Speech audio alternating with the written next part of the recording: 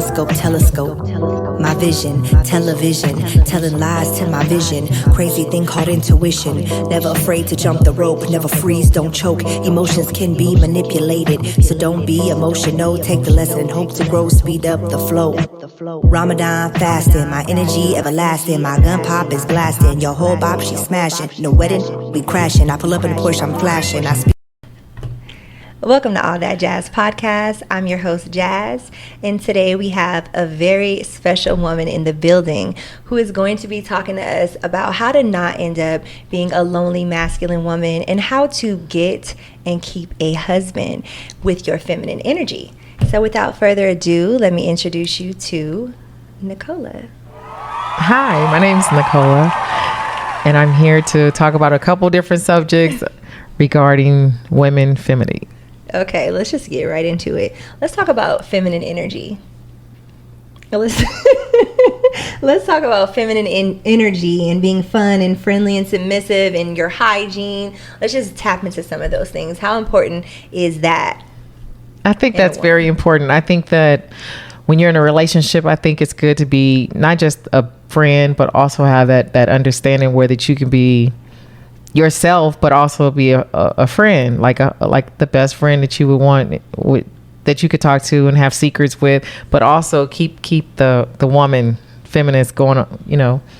So to keep the ladylike. When we talk about specifically being friendly, I know from my experience with you, like when we first met, you were just so bubbly, and like even now you can't stop smiling.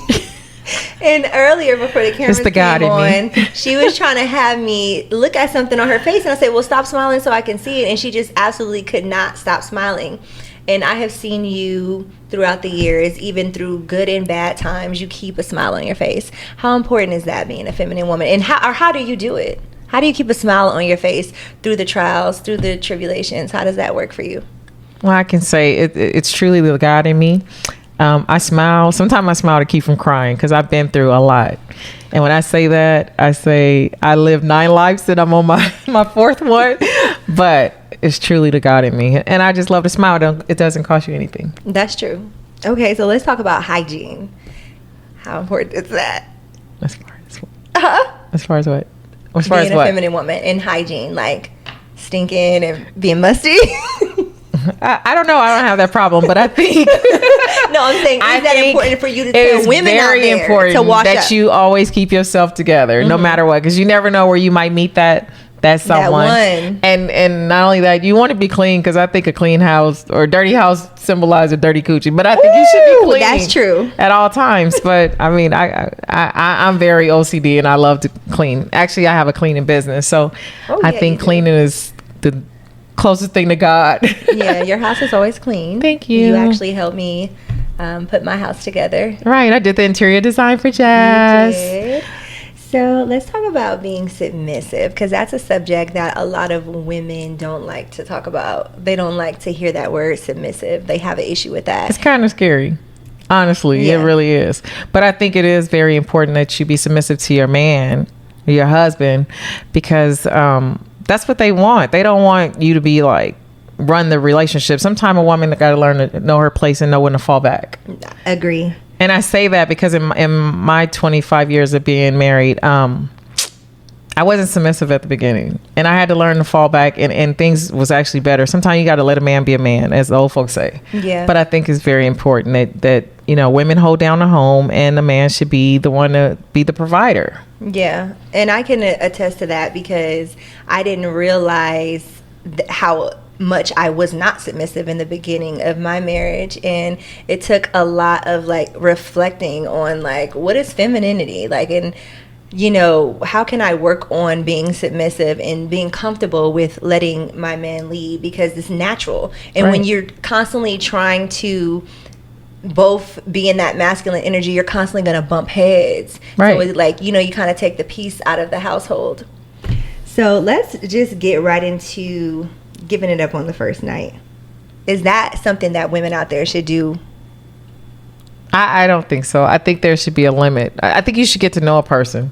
Nowadays, I think that sometimes you might need to do a credit check or background check. You might need to check to see if he was what he was when he was born. Really? Nowadays, yeah. I think it's important that you wait at least 30, 60 days. Okay. Not the first night. You don't want to give up the goods on the first night. Those are your jewels. You want to hold on to them. So once you give it up, it's kind of hard for men to respect you or they might start looking at you a different way. Yeah, because they're hunters, right? So once you completely let them conquer you in that way, it's like that was their finale. Whereas like for us, like our finale is like wanting to have, the marriage, whereas theirs is like, I mean, not to say men don't take that the wrong way. I'm not saying men out there don't want to have marriage and family, but I do know that, like you said, that is like a most prized possession that you should value at a very high level. So, well, I think, let me just add to that. I think that when you lay down with someone, I think that you're tying your souls to them. And that is so important. You can't just open your roll up in less than 30 days. Like, you can't even do that in 8 hours. Like, you can't do that. There's just a girl code that I don't think women should do that. Yeah. But everybody's different. Some people have, and it worked out for them. I don't know if it worked out, but that's just what they did. So, how to date with intention? How would you date with intention versus just like dating casually? In your personal experience? Like when you're dating someone with an intention behind it, what does that look like? I think it's good to date. Not only that, I think it's good to have an open relationship where when you're dating, well, someone like me, myself, I was with a man for 25 plus years.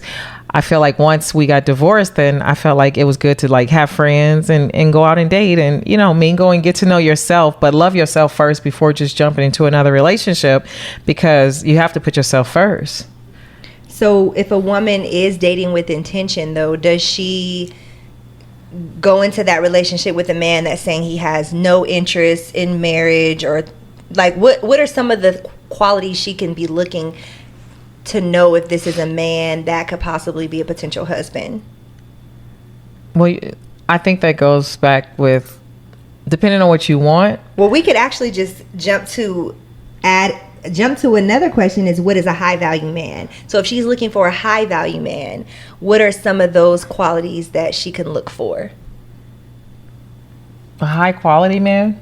I mean, you got to high value man. I think that the standards, you got to set the bar, ladies. You can't just go in just, open minded like, oh, he's going to be this or that. You got to do that 30, 60 day challenge and see if it works for you. But I think it's important that you set the standards for yourself or what you're looking for. Don't just go messing with something just because it come your way. Right. So it's levels to it, but it's also learning to love yourself first, and then everything else will fall in place. Because I can say this, that I know for a fact, like you can't love someone if you don't love yourself. That's true. And I'll say that again, because that's really important, that you have to love yourself before you can share or love someone else. Right.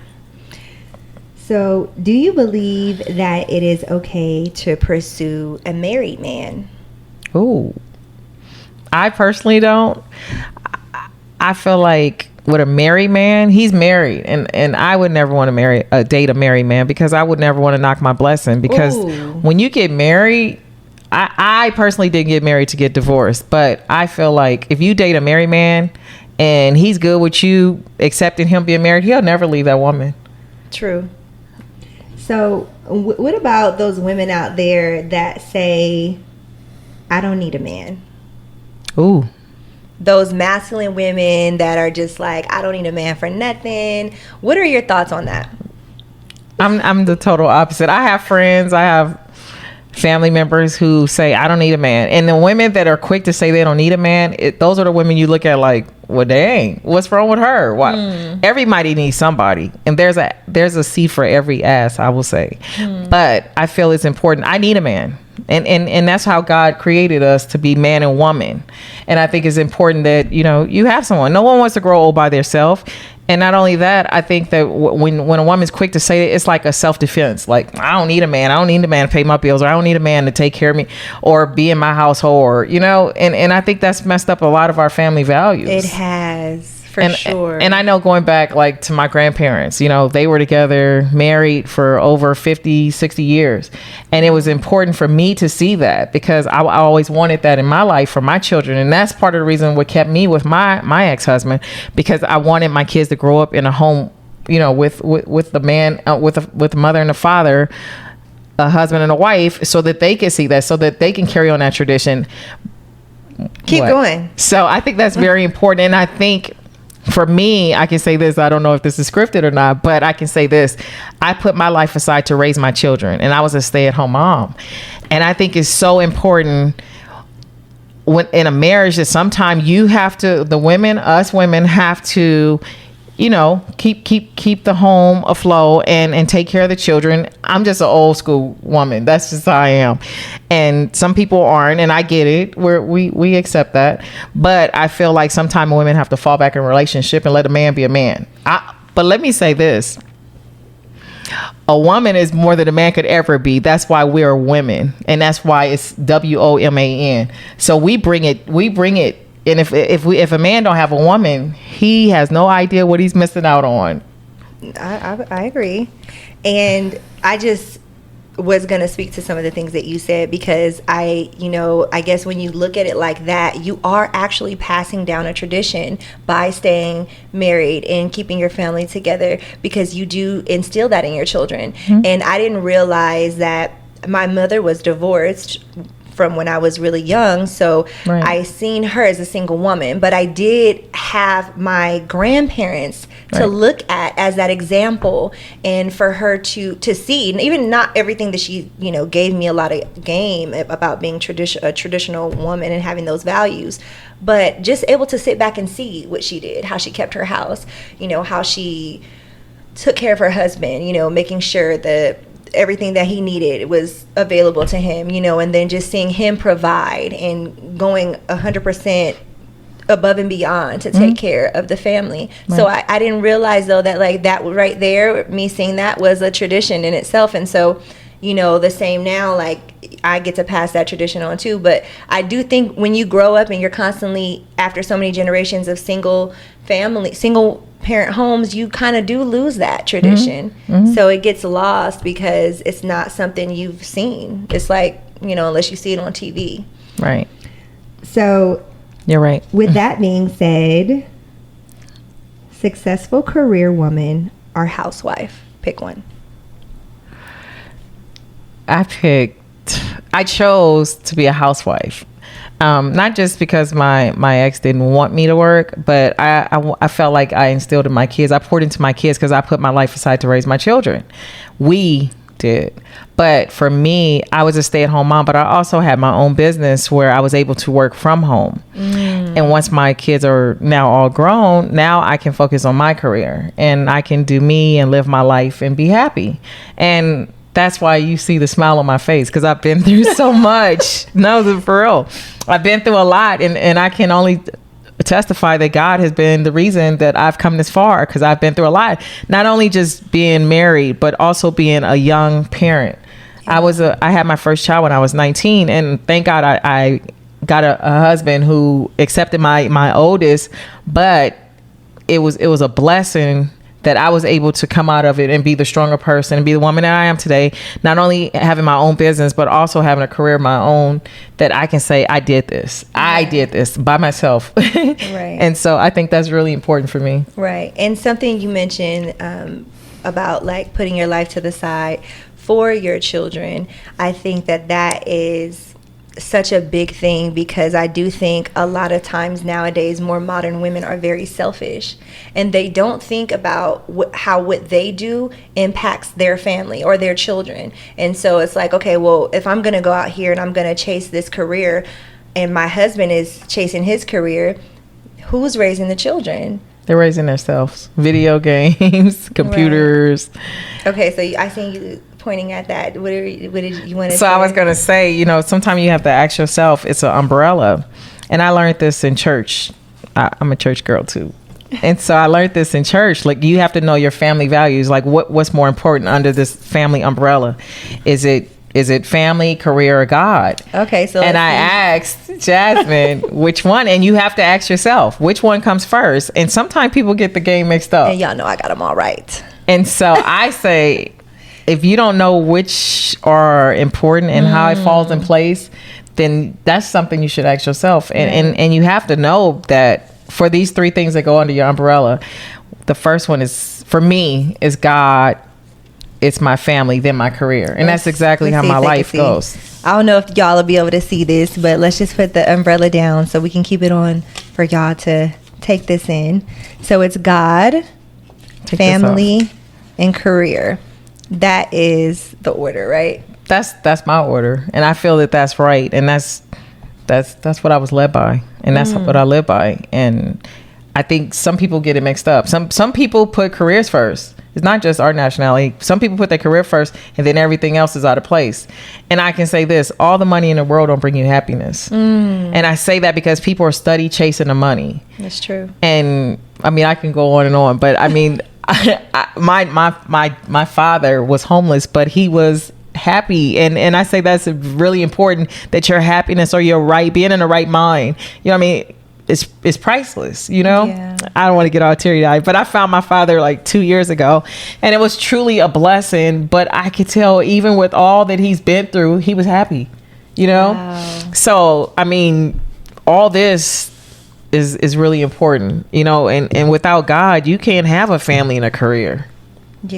So it's important to me. It's definitely important. I won't tear it. So I keep saying so. I just realized, like, every question I go into, like, so. Because it's like we're having a normal conversation. Because we have these girl conversations. How many times in your marriage did you think about leaving? Several times. I can say this. Part of being married, it's falling in and out of love. Being married. That's so true. And it's important that you keep the love. Why did you stay? You said you thought about, leaving. What made you stay? I stayed for my children. I stayed for my family. I stayed because I got married I didn't marry to divorce. Right. I married for love and for the man that I fell in love with. But also I wanted to raise my children in a home with a mother and a father, a husband and a wife. And I wanted, the old school. I come from old school. My grandparents were married for 60 years. So I wanted to instill that in my children, because that's so important. I'm a traditional, old-fashioned girl. But it's important to me. Okay. What was your job as a wife? Like, what are some of those duties? I cooked, I cleaned. We can't do that. I scraped the floor. I was master. Was there cooking and cleaning involved? Start over with the question, because you got me laughing. What is a wife's job? That's not the same question you just asked 3 times. Huh? You start over. See, now we're going to get silly. That's because we're hungry. Okay. Take 2. What is a wife's job? I'm going to keep all your laughing in there. I am. Start over. What is a wife's job? A wife's job is to take care of the home, to take care of her husband, to make sure that you hold it down at home. That's a wife's job. At least that's what I think it is. What about is cooking and cleaning involved? To take care of the children. But also, on the flip side, the man is to provide and take care of the home. Absolutely. So it's a balance. Yes. What is a mother's job? A mother's job is never done. Ever. My kids are grown and I'm still being a mom. But a mother's love, nobody could ever come between that. This just has nothing to do with that. That's so true. I love my kids so much that I really did put my life aside for my children. And I'm so thankful for them. And I'm so proud of them. If I have nothing else in life, I do have my 3 beautiful sons. Mm-hmm. And it makes me happy to see that I accomplished something. We did. But for me, it's me. Wow. My sons. My 3 sons. I know. I get it. How important is spirituality in a relationship? Spirituality is very important, because in order for someone to love you, they have to love themselves first. Mm-hmm. But I think God is important. I think if you put God first, everything else will fall in place. So it's important to pray. It's important to fellowship. It's important to go to church too. Right. It's good to be in the house of the Lord. I think it's really good. So last question, what is the happiest moment that you can recall throughout your life? With my family, my immediate family? With your family, yes. With my kids and my ex.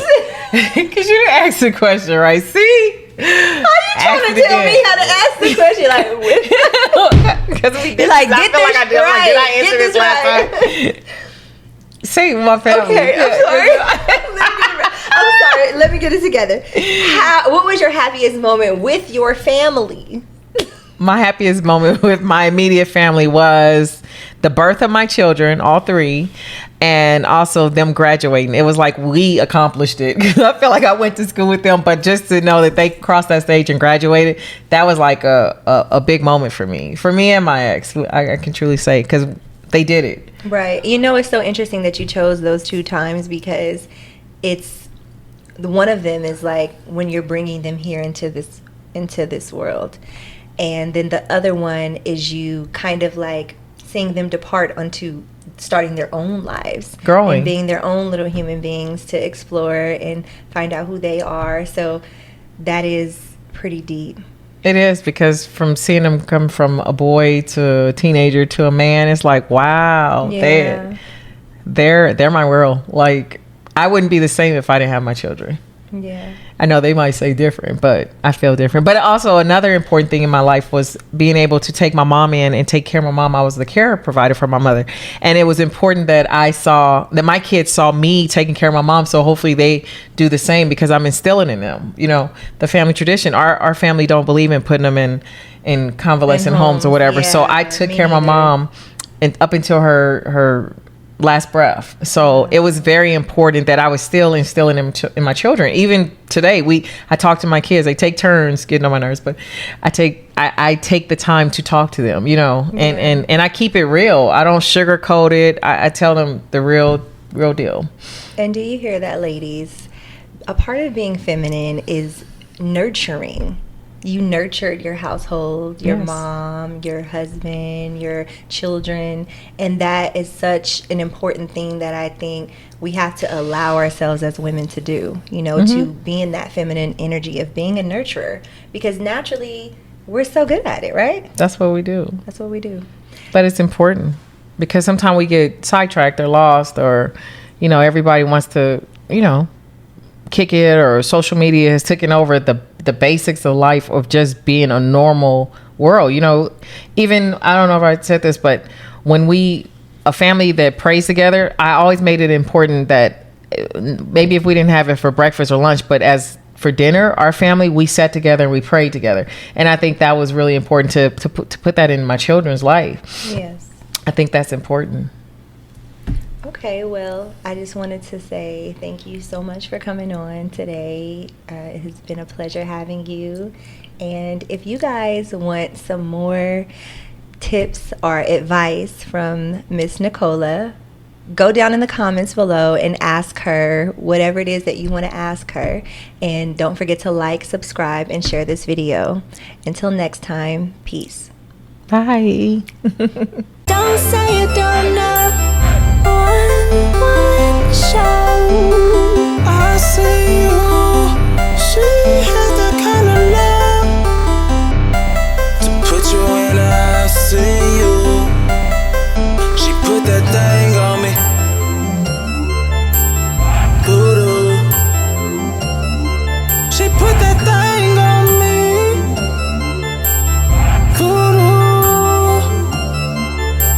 She serves my spaghetti, made me ready. As I fall like confetti, I'm a slave to the night. I thank all the universe for raising you right. She put that thing on